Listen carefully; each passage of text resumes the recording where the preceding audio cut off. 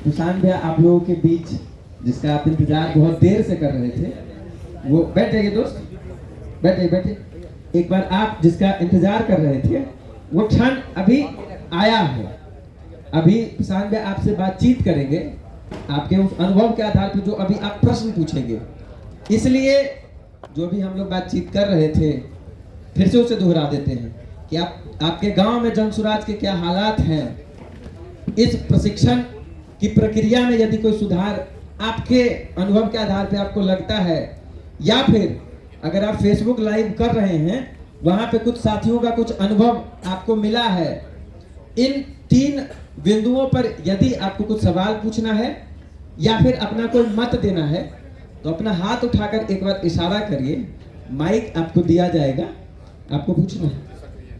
किसी साथी को कुछ सवाल पूछना है या फिर आपको कुछ साझा करना हो यहाँ पे प्रशांत भैया के सामने, अनुभव जो पुराने साथी वो तो करें ही, नए साथी तो झिझक जरूर रहे होंगे, आप दूसरे दिन वाले हैं, ठीक। किसी को कुछ सवाल पूछना है, एक बार माइक सेकंड है, एक मिनट को अपना नाम, जिला और आपके कुछ सवाल हो या मत हो तो उसे रखिए खड़े होकर। हेलो हेलो, मेरा नाम चंदन है और हम वैशाली जिला से आए हैं, फतेहपुर प्रखंड से। पहला बार है इसलिए थोड़ा बोलना सर। कहना यह था कि जैसे हम ना 12th पास किए थे ना, हेलो 12th पास किए थे ना, हेलो 12th पास किए थे ना, उसके बाद केवल एक ही विषय में, जैसे पीएचडी पर कोई एक ही विषय पर रिसर्च होता है ना, तो वैसे ही हमको केवल एक ही विषय पर पढ़ाई पढ़ना था, ठीक है। तो बीए में 4-5 विषय होता है या फिर उसके बाद एमए, उसके बाद पीएचडी आता है।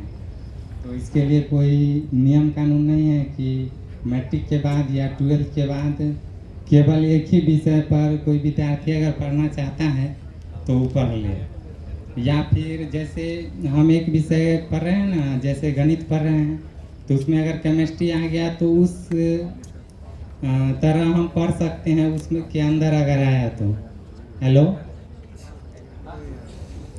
जी सर, यही पूछना था कि ऐसा जैसे जन स्वराज का सरकार बने ना, तो ऐसा कोई शिक्षा व्यवस्था में नियम बने कि कोई विद्यार्थी अगर एक ही विषय पर 10th के बाद या 12th के बाद पढ़ना चाहता है ना तो वो पढ़ सकते। ठीक है, धन्यवाद। बहुत बहुत धन्यवाद। अभी आपको जो बताया गया था 3 बिंदु की, आप अपने सवाल इस विषय पर रखिए। एक अलग सा बिंदु आप इस बात को जरूर जोड़ लीजिए कि आप यहाँ पे आखिरकार आए कैसे हैं। अगर आप अपना ये भी अनुभव साझा करना चाहते हैं या फिर बताना चाहते हैं तो आप इसके लिए भी अपना हाथ उठाकर इशारा कर सकते हैं। आपके पास प्रश्न पूछने का एक और दायरा आगे। अपना नाम, जिला और सवाल। मोबाइल साथी को दे दिया ताकि रिकॉर्डिंग चले। ठीक। मेरा नाम राजा कुमार है, जिला मेरा मुजफ्फरपुर है और गांव मेरा सुस्ता टोक है। मेरा जन्म मेरे पिताजी ने 1986 में बिहार छोड़ दिया था। मेरा जन्म दिल्ली में ही हुआ है, लेकिन अपना सब घर परिवार छोड़ के मैं बिहार के इस बदलाव में मैं अपना योगदान देने के लिए आया हूँ। मैं कल पटना उतरा था, मतलब दिल्ली से। मेरा सारा सामान यहीं पर है, अभी यहीं पर आया हुआ है। मैं अब मतलब जब तक इलेक्शन है, जब तक मैं बिहार में रहना चाहता हूँ। मेरे गांव में शायद मुझे ऐसा अब तक लगता है, मतलब जन स्वराज का इतना मतलब वो नहीं है, मतलब गायघाट विधानसभा लगता है वो। आप आ गए ना जी, वहाँ भी उठाया था। हाँ, उनको एक बार नाम, जिला और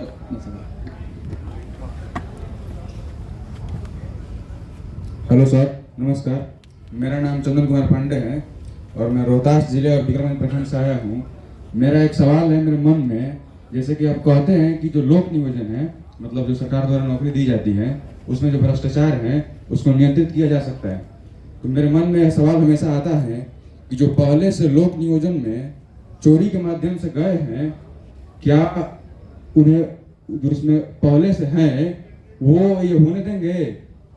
मेरा ये हमेशा दिमाग में होता है। मैं इसीलिए आया हूँ कि ये मेरे मन में सवाल था कि क्या जो उसमें पहले से भ्रष्टाचार के माध्यम से हो चुके हैं, क्या वो इसे रोकने में मदद करेंगे या उसके खिलाफ होंगे? वो तो भ्रष्टाचार से ही हुए हैं। यही मेरा सवाल था। चलिए ठीक। ठीक है, बहुत बहुत धन्यवाद। इधर से किसी को और सवाल? हाँ, एक और पीछे उनको दीजिए। पीछे देखो वहाँ पे अमन। हेलो सर, मेरा नाम ऋषि ठाकुर है और मुजफ्फरपुर बिहार से आए हैं। और डिजिटली प्रशांत जी से एक बार और बात हुआ था हमारा, जब बीपीएससी का मुद्दा चल रहा था उस टाइम पे। सर, हमारा कुछ सुझाव है और कुछ एक्सपीरियंस है जो हम शेयर करना चाहते हैं आप लोग के साथ। मोतीपुर ब्लॉक हुआ हमारा पंचायत जसौली, और पिछले कुछ टाइम से 3-4 साल से हम कॉरपोरेट में जॉब भी कर रहे हैं, टेक सेक्टर में। लेकिन पिछले 6 महीना से हम बिहार में रह रहे हैं और पिछले 1 महीना से अपने गांव के जो इलाके हैं उसमें इस वजह से थे कि ये समझ सके कि जन स्वराज का कितना लोगों तक बात पहुंच रहा है और जो समस्याएं हैं। क्योंकि मैं मोतीपुर ब्लॉक का डिजिटल प्रभारी भी हूँ, तो कुछ समस्याएं मुझे आ रही है, उसके बारे में भी आपको बताना चाहते हैं। जैसे कि सबसे पहला जो इशू है कि जो डिजिटल टीम है, क्योंकि मुझे यूट्यूब, फेसबुक, बाकी जितने भी सोशल मीडिया प्लेटफॉर्म है उसके बारे में ऑलरेडी पहले से पता है, क्योंकि हम बहुत पहले से यूज़ कर रहे हैं। हम चाहते हैं सर एक सुझाव कि ब्लॉक के हर ब्लॉक में या फिर पंचायत लेवल पे तो पॉसिबल नहीं है, क्योंकि बहुत सारे ऐसे लोग हैं जो पटना नहीं आ पाते हैं और वो चाहते हैं कि हमें वहीं पे गांव में ही या फिर ब्लॉक में अगर प्रोटेक्शन मिल जाता है इसी चीज़ का, तो उनका थोड़ा काम आसान हो जाएगा।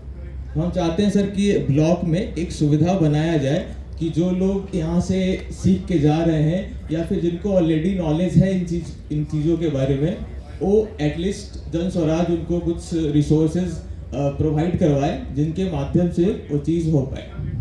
ठीक। और इधर लड़कियों में से किसी को कुछ सवाल पूछना है या फिर इस तरफ में से और कोई साथी?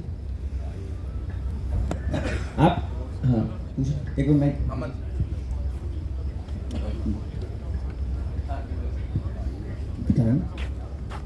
जैसे कि किसी पंचायत में, अपना परिचय दे दीजिए पहले। नाम, जिला। हमारा नाम राजू मिश्रा हुआ और जिला मधुबनी और झंझारपुर लोकसभा क्षेत्र से बिलोंग करते हैं। फुलपरास विधानसभा क्षेत्र है और ग्राम चोनी पड़ते हैं। जैसे कि कोई पंचायत में अभी, जैसे कि हमारा संकल्प में है जो 2000 रुपये के बाद आप एक दान बॉक्स में दे सकते हैं। लेकिन कोई ऐसा भी है व्यक्ति है जो मुद्रा दान नहीं कर सकते हैं, किसान है, तो क्या वह अपना ज़मीन के लिए वह किसी वार्ड में या किसी पंचायत में ऐसा ऑफिस या किसी बना के लिए जन स्वराज उसके लिए क्या योगदान दे सकते हैं? क्यों? फिर से सवाल पूछे समझ। जैसे कि जन स्वराज हमारे गांव और पंचायत में बहुत सारे किसान हैं और ज़मींदार हैं। वह एक इच्छा है जो अपने ज़मीन दे के कुछ ऑफिस या कुछ ऐसा क्षेत्र में जो जन स्वराज उससे संपर्क कर सके अभी? हाँ, अभी के टाइम में। बहुत बहुत धन्यवाद। और किसी को कुछ सवाल पूछना है? हाँ, एक बार। नमस्कार सभी को, मेरा नाम अजित कुमार है। मैं मधुबनी जिला से बिलोंग करता हूँ। मेरा पंचायत पंडोल पंचायत का मैं रहने वाला हूँ। मेरा कहना है ये जो गांव के लेवल पे जो लोग पंचायत में लोग रहते हैं, अभी तक गतिविधि उतना बात लोग के पास पहुंची नहीं है सही से। लोग के पास जो बात करते हैं हम लोग, तो बहुत सारी तरह के बात लोग बताते हैं। हम लोग को ये भी समस्या होता है जो कैसे उन लोग को समझाया जाए और बताया जाए जो सही से उन लोग को बात तो समझ सके। वैसे जन स्वराज के साथी या चाहे जो लोग हैं वो सही अपना मतलब आदमी तक बात नहीं पहुंच पा रहा है, ये मेरा कहना है। एक ये और बात है मेरे लिए, जो जन स्वराज से जुड़ के कोई काम कर रहा है या समाज में कुछ बात बता रहा है, जो जिसकी मजबूती है या समाज में जो बाहुबली या चाहे बहुत सारा रंग है, लोग बहुत सारे रंग के बात बताते हैं या हम लोग को तकलीफ देने की कोशिश करता है, तो हमारे लोग के लिए कुछ ऐसा हो सके जो बचाया जा सके।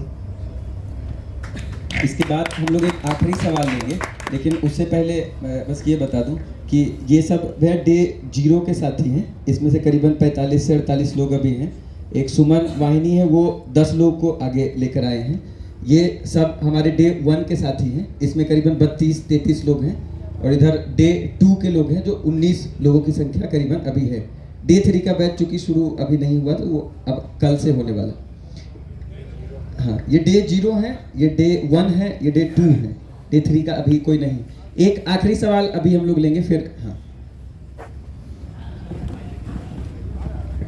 सर, मेरा नाम जितेंद्र कुमार है, मैं बक्सर से हूँ।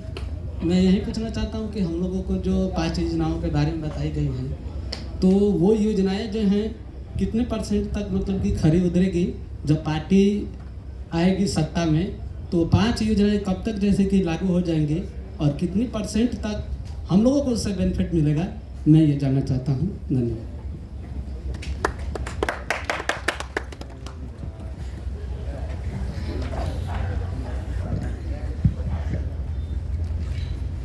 मैं अजय अंसारी बीर कोर्स यूनिवर्सिटी का इतिहास विभाग का PhD रिसर्च स्कॉलर हूँ। जैसा कि सर अभी जितना आश्रम में हम घूम रहे हैं तो सर हमको देखा है कि महात्मा गांधी से संबंधित ज़्यादा चीज़ें यहाँ मिल रही हैं और आज के संदर्भ में देखा जाए एक मुहिम चला गया है कि महात्मा गांधी को भला जितना कहिएगा उतना आप आगे बढ़िएगा, चाहे वो राजनीतिक स्तर पर हो, चाहे वो सामाजिक स्तर पर हो, चाहे वो धार्मिक स्तर पर हो।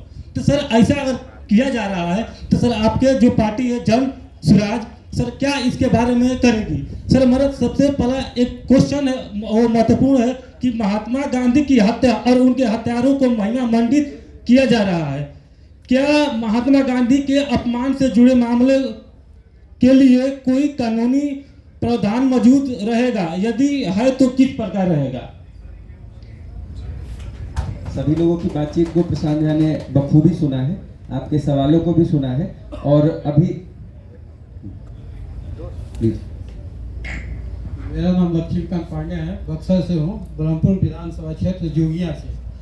मैंने 2020 में बिहार पुलिस में मेरा रेटिंग हुआ था प्रशांत भैया का, मैंने सोचा था भ्रष्टाचार के विरोध में, तब से ही मैं इनके साथ जुड़ा हूँ।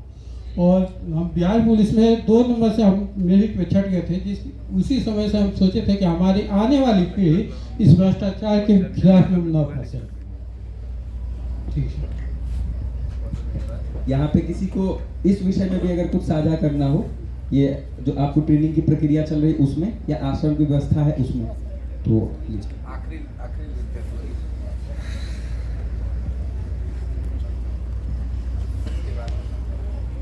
मेरा नाम राहुल कुमार, मैं सासाराम रोहतास जिला प्रखंड शिवसागर से आया हूँ। मैं सर से क्वेश्चन कुछ भी नहीं चाहता हूँ, मैं कुछ कहना चाहता हूँ। मुझे बहुत खुशी हुआ यहाँ आकर के और सीख करके कि मैं पहली बार ऐसा सर को पर्दे पर देखा करता था और आज साक्षात हम सामने प्रशांत किशोर सर को अपने आंखें से देख रहे हैं। मुझे बहुत खुशी हुई इसके लिए। और ये भी देखें कि कितने भी पार्टियाँ, बीजेपी, कांग्रेस, आम आदमी पार्टी, जितने भी पार्टी हैं, इतना छोटे छोटे चीटी के कारण हम लोग जानता है उनसे करीबी जा करके बात संवाद नहीं हम देखे थे, जो कि यहाँ हमको देखने को मिला। ये भी मुझे अच्छा लगा, बहुत अच्छा लगा। तो बहुत बहुत धन्यवाद देता हूँ। थैंक यू, बहुत बहुत धन्यवाद। और आप सभी लोगों के जितने सवाल थे उसको बखूबी भी प्रशांत भैया ने सुना है। अब वो आपसे बातचीत करेंगे, अपने मत और अपने सुझावों को आपके पास रखेंगे। एक बार जोरदार ताली से इनका स्वागत। सभी साथियों का धन्यवाद। होली मनाकर अभी आप लोग यहाँ